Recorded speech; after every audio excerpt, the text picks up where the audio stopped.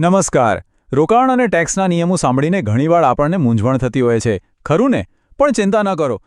ખાસ કરીને પરિવારો એકસાથે મળીને સ્માર્ટ ફેમિલી ટેક્સ પ્લાનિંગ કેવી રીતે કરી શકે છે એ જોઈએ. શું તમે ઇન્કમ ટેક્સની કલમ 56(2) વિશે સાંભળ્યું છે? આ કાયદો ખરેખર બહુ કમાલનો છે. આ નિયમ મુજબ લોહીના સંબંધો વચ્ચે જેમ કે પિતા પોતાના પુત્રને કોઈ ભેટ આપે તો તેના પર બિલકુલ શૂન્ય ટેક્સ લાગે છે. એટલે કે તમે કોઈપણ તાત્કાલિક ટેક્સની ચિંતા કર્યા વગર પરિવારના સીધા સભ્યોના નામે સંપત્તિ ટ્રાન્સફર કરી શકો છો. અને એક મસ્ત 3 સ્ટેપની સ્ટ્રેટેજી તરીકે સમજીએ.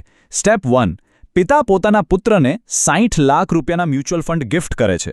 અહીં ટેક્સ 0 છે. સ્ટેપ 2. ભવિષ્યમાં પુત્ર આ ફંડ્સ વેચે છે અને ધારો કે એના પર 2 લાખ રૂપિયાનો નફો કમાય છે. અને સ્ટેપ 3.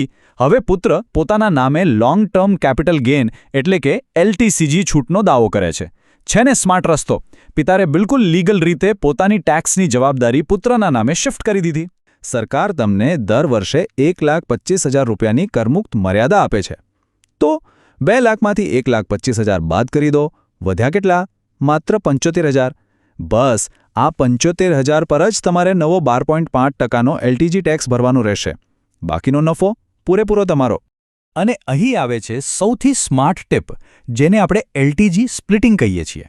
વિચાર કરો, જો તમે બધા ફંડ એકસાથે વેચવાને બદલે દર વર્ષે એનો નાનો હિસ્સો વેચો તો તમે દર વર્ષે પેલી 1,25,000ની ટેક્સ ફ્રી લિમિટનો ફરીથી ફાયદો ઉઠાવી શકો છો. ધીમે ધીમે ફંડ વેચવાથી તમારો કુલ ટેક્સ ઘટીને સાવ 0 પણ થઈ શકે છે. ખરેખર આ એક બહુ જ ગેમ ચેન્જિંગ આઈડિયા છે. તો આજના આખા એનાલિસિસનો નિચોડ શું છે? પહેલું, ફેમિલી ટેક્સ પ્લાનિંગ છેલ્લી ઘડી માટે ન રાખો, એ વહેલું શરૂ કરો. અને બીજું, સરકાર આપણને કલમ 56(2) જેવી જે કાનૂની છૂટછાટો આપે છે એનો પૂરેપૂરો ફાયદો ઉઠાવો.